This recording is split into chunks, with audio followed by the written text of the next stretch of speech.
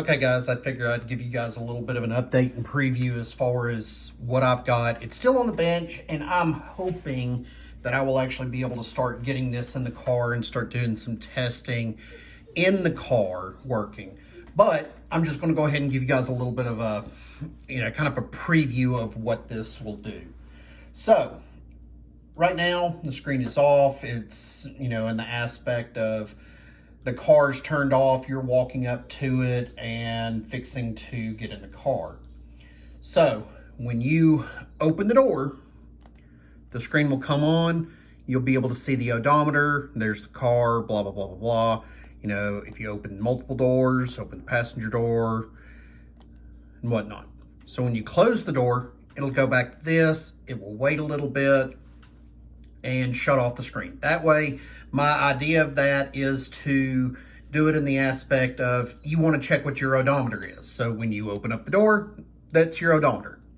So when you get in, you shut the door, you turn your car to the accessories position, which I just flipped the switch on. What it'll do is the screen will actually stay at this. It will not go off as long as the car is in accessory mode. When you turn accessory mode back off, it will stay on for a little bit, which I just flipped it off. It'll stay on for about 10 seconds. And then it will shut off here in a minute. There it goes. Okay. So you're in the car, the screen goes off because you haven't turned the car on. You turn it on to accessory, there's that.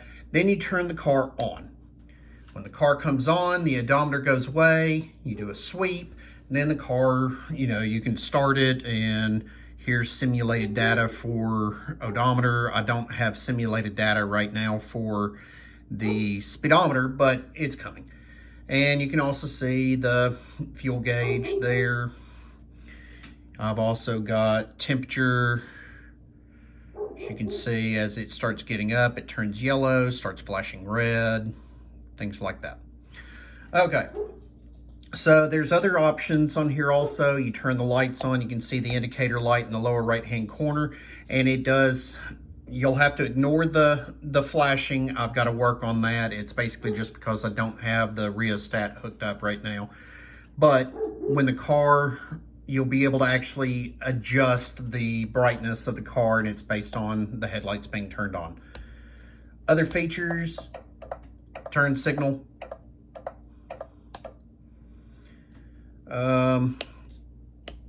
I'm just going on, flipping on lights now. You can see there's the airbag light,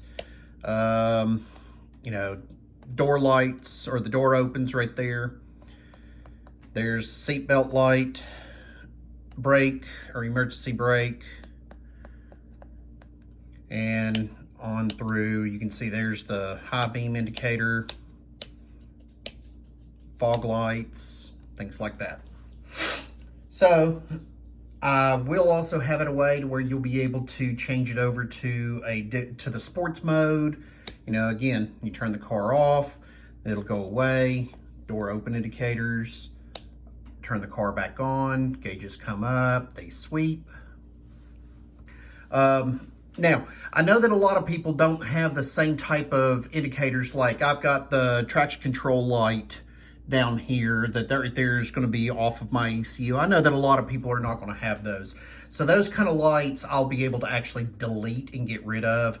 I am also going to be adding a windshield washer gauge on mine. So again, a lot of this stuff I'll be able to delete, I'll be able to hide and whatnot. So then a couple other things. So I am going to be getting rid of this settings option right here. And the reason for that is because I'm actually going to make full gauges that's actually going to be for your boost versus, boost versus voltage meter for the people that don't have turbos.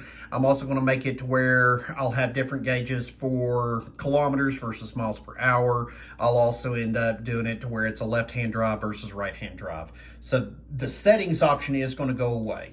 But you'll be able to come up here and you can reset the trip meter. On the first option, the service reminder right here that I've got right there, you'll be able to actually also reset it. And then if anybody gets the same TPMS module that I've got and plugs it in, they'll actually also be able to see the TPMS data. So you can see currently there is no pressure on it because the sensors are sitting on my dash, but you can see that it is reading a temperature, or yeah, the temperature of those sensors. So that'll be there. People will be able to get it if that's what they want, and it'll be pretty much plug and play once you actually purchase it and put it in. You know, I'm still open for some more ideas and information. There's still a couple of things that I'm looking at doing and trying to add in. So like, share, subscribe, let everybody know what's going on, show them the videos and whatnot. I am getting very close to being able to actually put this in the car. I've got the enclosure for all of the electronics that's going to be part of this setup actually being worked on now. As soon as I get that, I should be able to start putting it in the car for testing. I've still got other things that I have got to work on. For example, I am going to be getting a custom PCB done for the body control module so that it'll actually be a lot more plug and play. Plus, I'm going to have to do some design work for the plug and play harnesses to where it'll actually just plug into the connectors that are on the back of the dashboard. You know, so these are things that I'm working on. This is the reason why I stood up the GoFundMe, is to just try to help come up with some of the liquid funds in doing some of this setup. Now, something else, and I'll just go ahead and let everybody know on this. You can see that the original way, or the way that I have had to get this to work to fit into the dash, is by basically grinding that right there down. Now, this right here has not affected anything on this LCD panel, but it might. This is where testing will let me know about this. And so what I would like to do is I would like to go ahead and start designing, or I've got another LCD panel option in the works, or in the ideas that might could work. The problem is I will have to have all of the CAD work redone. So the bezel will have to get redone. The enclosure that's going to go on the back will have to get redone. So this is where I'm asking for some people to help donate, even if it's $10. That shouldn't be too much from everybody, or from anybody really, to help fund this. Even if you may not get it, you'll know that it actually is bringing a new product to the market. So, I mean, if you want to donate $10-something. I do have it to where if you donate a significant amount, $100 or more, when I actually get this out on the market, I will give you a discount on the overall product. So the more you help out on trying to get this finished up and different things done, the sooner I'll be able to get it to the market, and you will benefit from it too. So I'll have a link in with this share, or I'll have a link in the description for this to be able to point back to that GoFundMe. Once I have an actual product or a prototype that's working, and I've worked out a lot of the bugs, and it's in a working state, then I'm going to look into doing more of a Kickstarter program, so that I can actually get a lot of the production done. I can get things done. I can get it done, manufactured properly, and manufactured in a more cost-effective way to keep the price down.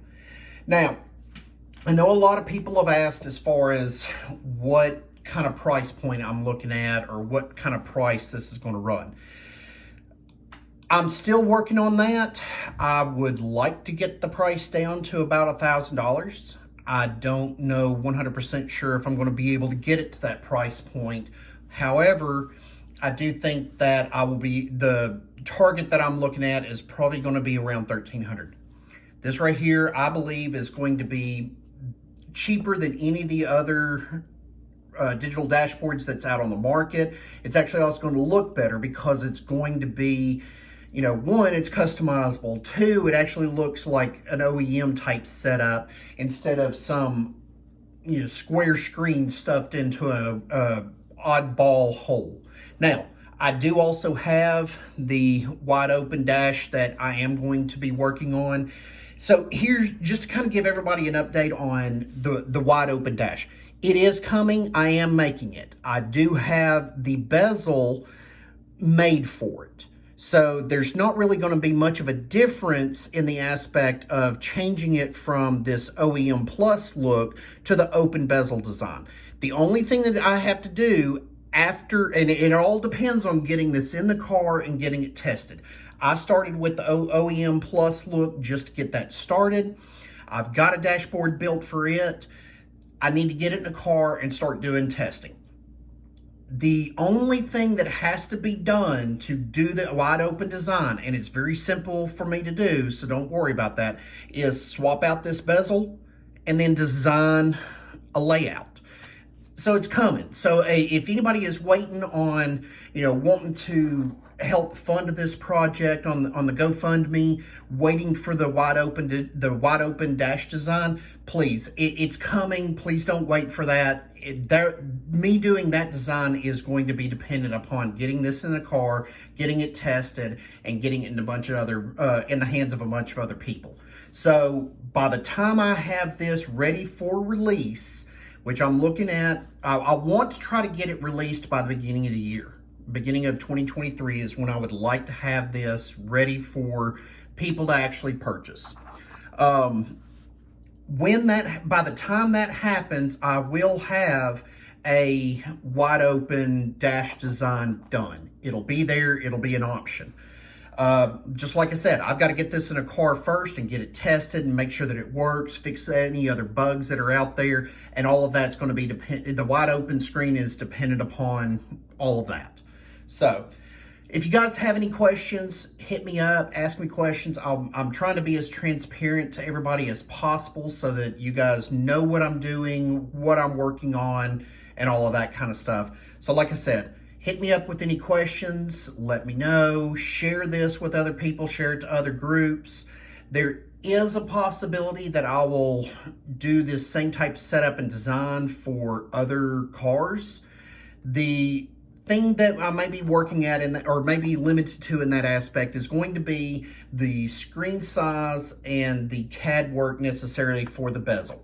Now I can always do a generic universal type kit that has a square screen that you can put in, and I'll be able to go in and create dashboard designs on that. One other question that I've had a lot of people ask me about is how customizable is this? First off, this software is extremely customizable. You can change anything on it. The limitations on people doing that as far as the customization is mainly going to be how this bezel hides the UI of the software. So for example, if I want to go in and I want to change the colors, now I'll show you guys here. I'm remoted into this computer to where I can actually control it and I can see everything here. But I'm going to let you guys see it from the aspect of it if it's in the car. So if you use like some sort of trackpad like this, you can see how a lot of the user interface for the software is hidden by the bezel. Even doing the wide open design, it's still going to hide some of it. For example, there's an option right over here. You can barely see the corner of it. You can see here on the actual software itself how different it is. So there's going to be a need to be able to get, if somebody wants to create this on their own, there's going to be a need for somebody to be able to go in and log into the computer. So there is going to be the capability of minimizing it down and trying to connect to a wireless access point here. Again, you can see part of the UI is hidden. The wide open design is going to help with that to some degree, but once you have it connected to the internet, then you'd have access to be able to go in. So I could go in and I could select, let's say the turbo icon. So let's say I wanted to change the color of the turbo icon right there. So I can go into the software and I can change the color very easily, and I can make it, let's say, red.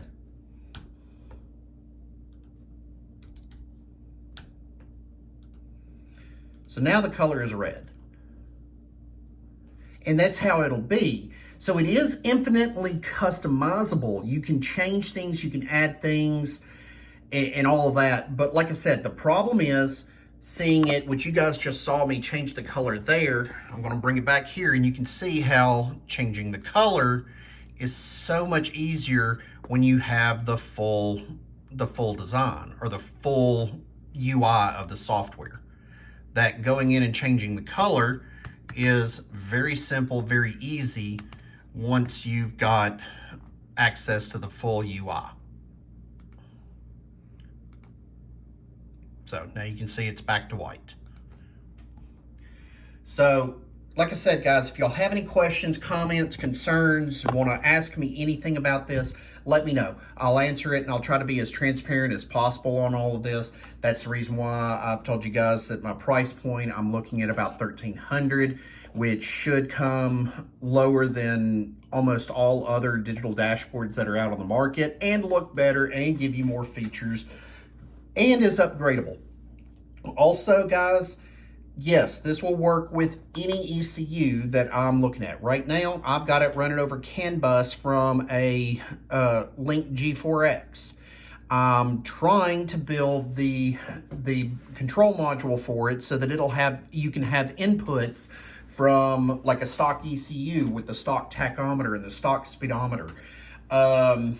For guys that have the 9192 that has a mechanical speedometer, there's some possibilities of either piggybacking off of the cruise control speed signal, or something else that I am going to test once I get it in the car is actually using GPS-based speeds, so that anybody that has broken speedometers, broken the sensor in the back is broken, people that don't have a speedometer, I'm hoping that this right here will also work for everybody using it in GPS. Again, got to get it in the car, got to start doing some testing with it. So like I said, if y'all want to help me out, if y'all want to support the project, please go to the the GoFundMe, help support this. That way I can get any other materials that I need, any other CAD work, any other design work that I've got to get done to be able to get this finished, get it packaged up, and get it in a car for testing. In addition, I am going to have to start working on doing some other cars, which I think it's the owner of TCS reach out to me that I may see about, going up to his location and do some testing in cars up there, because for what it sounds like, CE has quite a few, quite a few different options and different setups up there that will work. And so I would like to be able to actually get this tested on several different platforms. In addition, once I get a good packaged prototype in place, and that right there is going to include some sort of the printed circuit board that I'm going to have to get done, plus being able to make an enclosure and connectors and things like that for the control module for this setup, get everything in this packaged up to where it'll just fit in the dash. Once I get a lot of that done, I am going to be looking for some people that'll do some beta testing. The beta testing is going to be very limited. I'm not going to get a lot of people involved in it, but I do want to get different people, people that have, 2GRs, people that have on the stock ECU, people with 2GRs on aftermarket ECUs. I'd like to also get maybe a couple of other aftermarket ECUs in place besides for the Link. I've got Link set up here. I've got most of the CAN bus messages already programmed. It's working great. But I'm going to have to do a lot of different testing with different people's setups, stock 3S, stock 5S, and I think that, like, even if I did a stock 5S, doing it with an automatic is not going to be too much of an issue. We'll just kind of have to adjust from there. Now, a lot of the data, just as answer another question that's come up a lot, right now I've got like oil temperature, oil pressure, oil temperature, knock, or timing advance, knock, things like that. All of that's going to be dependent upon what type of data you can get out of the computer. So, for example, if you've got a stock 3S, Gen 1, 2, or 3 that does not have an OBD protocol, that kind of stuff, you're not going to get any of this information because there's no sensor for oil pressure and there's no sensor for oil temperature. So there's going to be some limitations in that aspect. I can do some customization for anybody if they want to do it that way, where we can still keep this same type of design and maybe put fuel and temperature in the stock location instead of all of this extra data. This extra data, like I said, that right there is mainly going to be for people that do have aftermarket ECUs or some other type of ECU that has all of the information that we can extract out of the computer. So, you know, I'm going to work with everybody. I'm trying to do everything I can on that. But like I said, I do need some help. So question, likes, comments, concerns, please let me know. I'll answer them best I can. Take it easy, guys.